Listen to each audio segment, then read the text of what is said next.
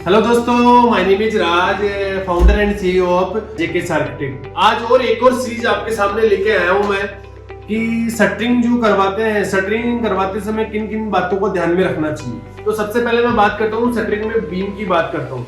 जो बीम हम करवाते हैं, बीम की डेप्थ हमेशा ध्यान रखना चाहिए कि जो बीम आ रहा है वो 12 इंच का आ रहा है, 9 इंच का आ रहा है, 18 इंच आ रहा है। अगर अपना स्पान ज्यादा बड़ा है तो 12 इंच 18 इंच अपन को बीम लेना चाहिए। स्पान अगर 10 फीट के 12 फीट के आसपास आ रहा है तो अपन को 9 इंच का स्पान भी काफी रहता है। और बीम की जो विड्थ आती है वो 9 इंची 12 इंची अलग अलग स्ट्रक्चर के हिसाब से आती है। तो ये जो बीम डालते हैं उस समय अपन को ध्यान रखना चाहिए, जो बीम का जो लेंथ आ रहा है, जैसे अपन 12 फीट का 20 फीट का बीम लंबा जाना है तो एक वो बिल्कुल सीधा जाना चाहिए। तो इस बीम के बारे में ये सबसे ज्यादा ध्यान में रखना चाहिए। अब मैं बात करता हूँ शटरिंग लगाते समय कई जगह ऐसी होती है जहाँ संक डाउन एरिया हमको डालना पड़ता है। जैसे अगर बाहर का एलिवेशन होता है तो बाहर का एलिवेशन में भी डाउन पोर्शन डालना पड़ता है। तो हम ये ध्यान में रखना चाहिए भाई डाउन पोर्शन कौन कौन सा आएगा। प्लस जो एलिवेशन मतलब उसमें भी डाउन एरिया स्पष्ट दिखता है तो वो भी अपन को ध्यान में रखिएगा, एलिवेशन के अनुसार डाउन एरिया रखना है। और डाउन एरिया की बात करते हैं तो अपन मैं एक और बात करता हूँ। पहले के जो टॉयलेट वगैरह बनते थे, जो किचन वगैरह होते थे तो वो डाउन रखते थे। आज के समय सर उनको डाउन में नहीं रखना चाहिए क्योंकि उनमें सीलन की काफी सारी प्रॉब्लम आती है।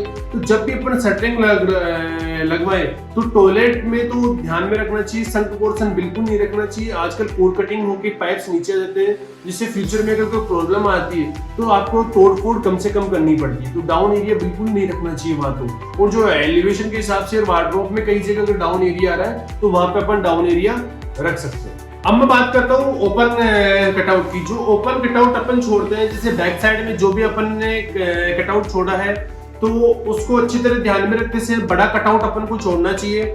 और जो जैसे अगर इंटरनल स्टेयरकेस है तो अपन को डुप्लेक्स के हिसाब से थोड़ा बड़ा कटआउट छोड़ना चाहिए।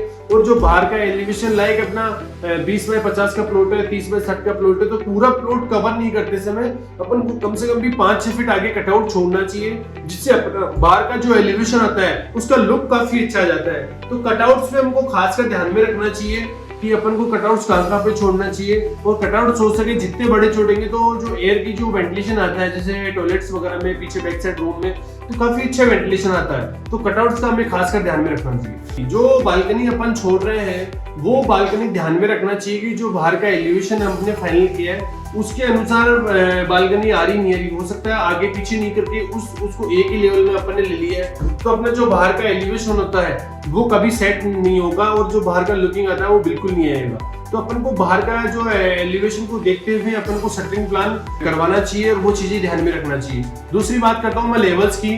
तो जो भी अपन ने जो शटरिंग बिल्कुल तैयार कर ली है तो उसका लेवल्स एक बार अपन को खुद को भी चेक कर लेना चाहिए, ध्यान में रखना चाहिए लेवल्स कि कहीं ऊपर नीचे तो नहीं है। क्योंकि अगर 2 से 3 इंच का भी फर्क आ गया तो बाद में काफी सारी प्रॉब्लम आएगी।